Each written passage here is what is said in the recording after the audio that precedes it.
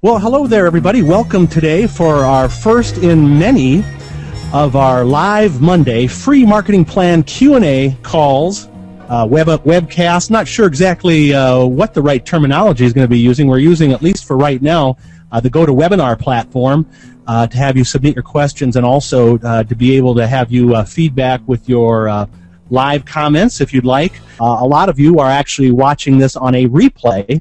If you are not watching on Monday, May 17th at 3 o'clock Central, which is what it is right now. So we are going to do this in 30 minutes. I've committed to do this 30 minutes almost every Monday. Most Mondays I want to do this, and I think if you've got my email today, the reason being is that I'm trying to create some additional content for a book I'm working on right now, and I'm looking at really trying to get the pulse of what's going on with business owners and marketing managers today, the challenges they're dealing with, because we're in a new marketing world, even different than it was maybe even 12 months ago.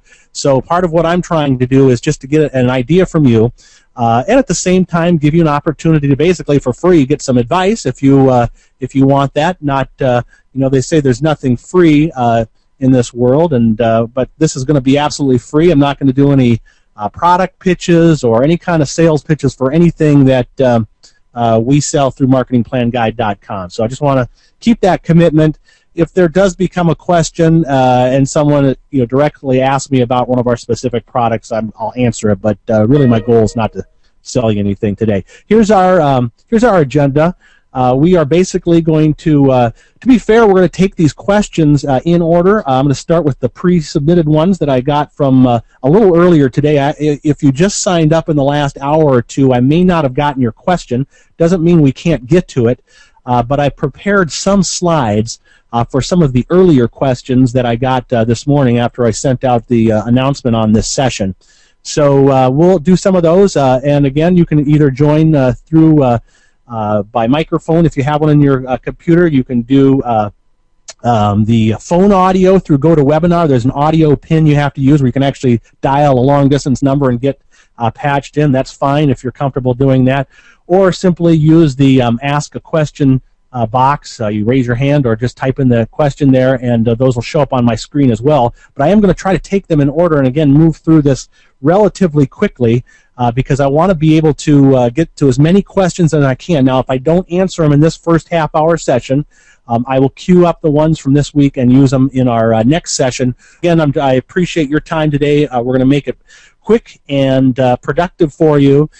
So let's just start right off right away. This was the first question that I got, which is, are there standard industry rates for ad agencies? Now, that wasn't a super clear question because I don't know if you are on the agency side or if you're on the client side, but let me just kind of tell you a little bit about how ad agencies work in a typical world. And again, the industry is changing right now. Ad agencies quite often make their profit on what's called an agency commission, and that's the difference between the retail and wholesale price, so to speak, of advertising that they purchase on behalf of their clients. Now, the terms you have to kind of become familiar with are the terms gross rates and net rates.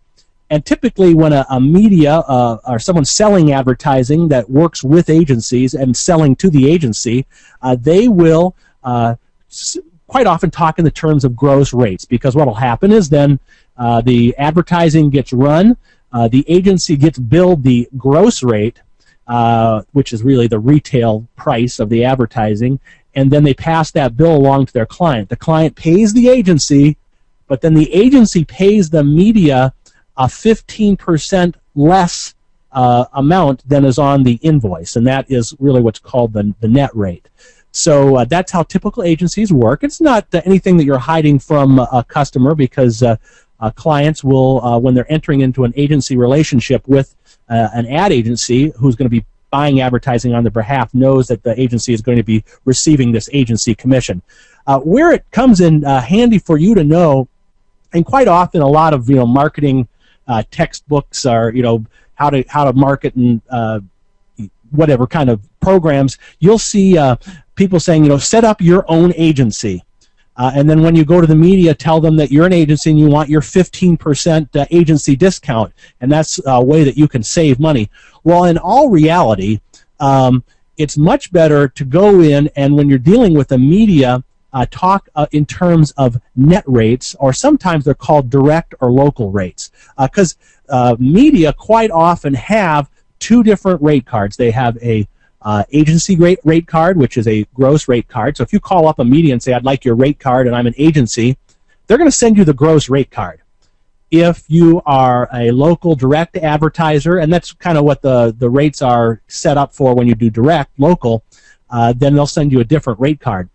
The savvy media buyer will know what the best local rate is and work from there, because the other thing you have to understand is that even though media use and publish rate cards quite often, especially in this era, you're getting media that are going way below their rate card. In fact, the rule is you pretty much should never buy off a rate card unless this is a very high demand media and they don't do any negotiation. But I haven't run into too many media that will make you stick to the rate card. And if they play that game with you, then what you can do is go in and get some value added things on top of your buy. You can pay the published rate but get a bunch of freebies, either bonus ads or position or whatever it is, depending on the media. So anyway, you need to understand that there are two different kinds of rates, gross rates and net rates, and make sure when you're negotiating a media buy that you are clear on that with your ad rep.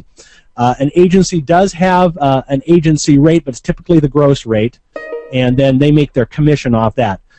So another little key in negotiation and why you want to kind of get down to direct and net rates with an ad rep, typically an ad rep, the salesperson who's selling the media to you, gets a higher commission, their commission, that's paid by the media, either the television station, the radio station, magazine, whatever it is.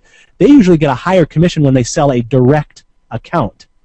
So if you can appeal to the greed of the salesperson and say you want to do a net rate with them and a direct rate because you know they're going to get a bit better commission, then they're going to start coming to your side, and that's really how you can get the absolute best rates. Now, on the flip side, agencies do know some ways to negotiate with media that sometimes earns them their commission, and they can do things. They have access to research, and they can figure out things like cost per point and some things like that. So, and typically an agency should get their agency rate when they are doing the work. They're producing the ad or they're producing the commercial that's going to be run on the media. So anyway, that is I think the answer to your question. If not, you can also always follow up in the question box. But and really, when it comes down to rates, there's no such thing as standard anything, because right now in this media environment, everybody's negotiating, so you can usually get a pretty good deal.